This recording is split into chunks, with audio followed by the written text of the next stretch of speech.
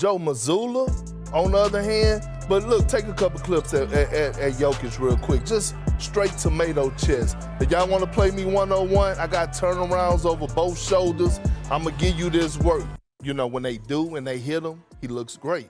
And then you have the other Joe Mazzulla who just stands over there, and you wonder, like, if you take his brain out and you put it in the bird is going to start flying backwards, okay? You got that Joe. Like, you got to have those things. And when I say the coaching matchup, and this is when you get into the postseason, that matters. Kendrick Perkins said if you put Joe Mazzulla's brain in a bird, it would fly backward. Now, the Celtics are flying forward without Perkins. The team just banned their former center from all events, but Perkins claims he never wanted to go anyway. So who's telling the truth? And how did it all go so wrong? You know what's crazy? Kendrick Perkins used to be a Boston hero. The guy was a beast on the court, a key player in the Celtics' 2008 championship run. He was the starting center, the defensive anchor, the guy who grabbed rebounds like they were going out of style. Fans loved him. His teammates respected him. He was living the dream. But now, the Celtics don't want him anywhere near TD Garden. It's like they've put up a "No Perkins Allowed" sign. Imagine this, a guy who helped win a championship can't even attend team events. That's insane, right? How did we get here? It all started with Perkins' new job as an ESPN analyst. He was supposed to give insight, share his experience, maybe throw in some funny stories about his playing days. But that's not what happened. Instead, he began criticizing the Celtics. And not in a nice way. He went after them hard. Really hard. It wasn't constructive criticism or friendly advice. It was more like he had a personal vendetta against his old team. He'd say things that made fans cringe and players shake their heads. Michael Malone just showed us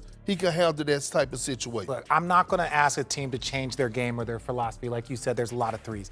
But at some point in time, you have to look at it. You're 2 for 17 from 3. You had 5 free throw attempts, and you were 2 for 17 from 3. I'm sorry. At some point in time, when you saw that with 1 minute to go, he drives by Aaron Gordon, who is a physical specimen. I'm going to drive by him, go get a two-hand dunk. Isn't that on the coach to sometimes call a timeout and put the ownership and put your players in position? Yeah, but players. I mean, no, I think it's a philosophy. You know what's even crazier?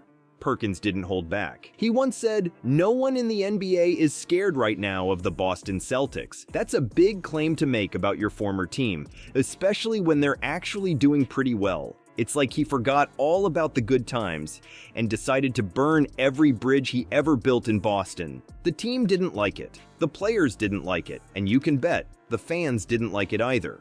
It's one thing to have outsiders criticize your team, but when it's coming from a former player, a guy who was part of a championship team, that stings. So what happened? Perkins went from being a beloved champion to a persona non grata. That means he's not welcome anymore. His former teammate, Brian Scalabrine, even said that Perkins' relationship with the Celtics is not an open arms thing. Talk about an understatement.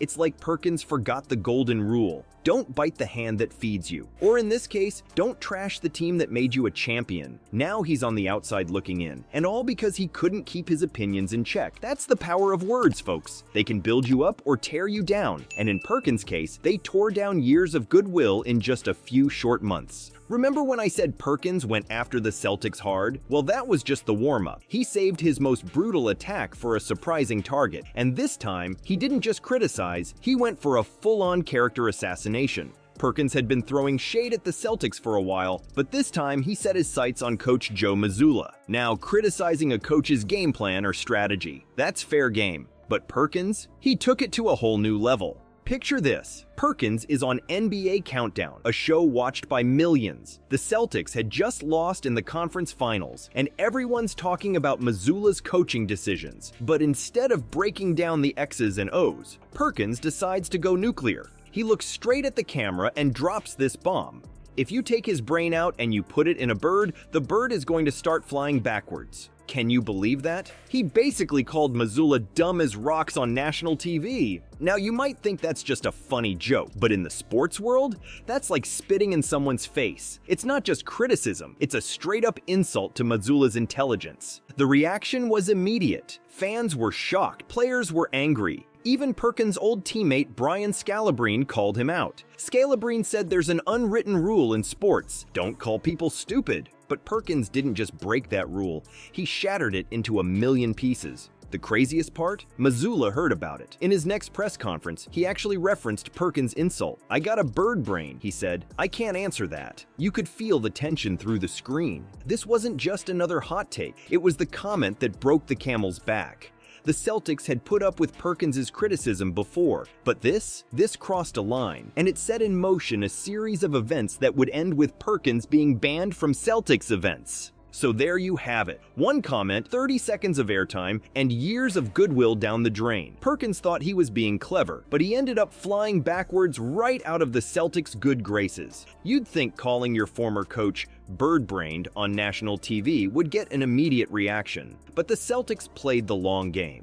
Months later, at a celebration that should have included the entire 2008 team, Perkins' absence spoke volumes. What happened behind the scenes? The Celtics didn't rush to respond to Perkins' insult. They let it simmer like a pot on low heat. But when banner night rolled around, something was off. Kendrick Perkins, a key player from that championship team, was nowhere to be seen. Everyone else from the 2008 squad showed up. Paul Pierce was there, grinning from ear to ear. Kevin Garnett, still intense as ever. Even Ray Allen made an appearance, patching up old rivalries. But no Perkins. That's when people started asking questions. Where was the big man who anchored their defense? Why wasn't he celebrating with his old teammates? It didn't make sense. Perkins loved the spotlight. He was always front and center for these kinds of events. His absence was like a neon sign saying, "Something's wrong here." Then the reports started coming out. Sources close to the team started talking. And the truth? It was harsher than anyone expected. Perkins wasn't just absent. He was banned. Straight up told not to come. The Celtics had made a decision, and it was brutal. Brian Scalabrine, Perkins' former teammate, spilled the beans. He said there wasn't an open arms thing with Perkins anymore. That's putting it mildly. The Celtics had slammed the door shut and thrown away the key. But why go this far? Why ban a former champion from a celebration of that very championship? It all came back to those comments about Coach Mazzulla. The team had drawn a line in the sand, and Perkins had leaped right over it. Perkins tried to downplay it. He said he'd asked others to help him get into TD Garden for the event, but no one was willing to stick their neck out for him. That's how bad things had gotten. His former friends and teammates weren't even willing to vouch for him. So while his old team celebrated, where was Perkins? At a Knicks versus Rockets game with his family. He even shared a photo with his favorite players. Talk about adding insult to injury. It was like he was saying, "See, I don't need you guys anyway." But actions speak louder than words, and Perkins' absence from banner night, it screamed volumes about how far he'd fallen in the Celtics' eyes. Remember how Perkins tried to get into banner night? Well, now he's singing a different tune. He says he never wanted to go in the first place. But if that's true, why'd he ask for help getting in? Something doesn't add up here. Perkins went on the All the Smoke podcast to tell his side of the story. You'd think he'd be upset about being banned from Celtics events, right? But nope, he's acting like it's no big deal. He actually said, "To be quite honest, I don't give a expletive." Can you believe that? He even repeated it for emphasis. But here's where it gets really wild. Perkins didn't just defend himself on the podcast, he went on the attack. And his target? Former teammate Brian Scalabrine. Now, Scalabrine had suggested that Perkins should apologize to Coach Mazzulla for those bird brain comments. Seems pretty reasonable, right? Well, Perkins didn't think so. He fired back at Scalabrine, and I mean, he really let him have it. He said, "Scal, who the expletive are you?" But he didn't stop there. Perkins went after Scalabrine's role on the championship team, saying he was just the guy who hurry up and changed into your jersey, so once we started taking pictures, you could know that you was part of the team. That's harsh. Really harsh. Imagine saying that about a guy you won a championship with. It's like Perkins forgot they were on the same team. Scalabrine tried to clear things up. He said he never had the power to ban Perkins and that he even texted Perk about wanting him to attend, but Perkins wasn't having any of it. He accused Scalabrine of trying to distract from the real issue. So what's the real story here? Is Perkins really unbothered by the ban, or is all this bravado just a cover for feeling hurt and left out? One thing's for sure, this drama isn't ending anytime soon. And with every new comment, Perkins seems to be digging himself a deeper hole with his old team.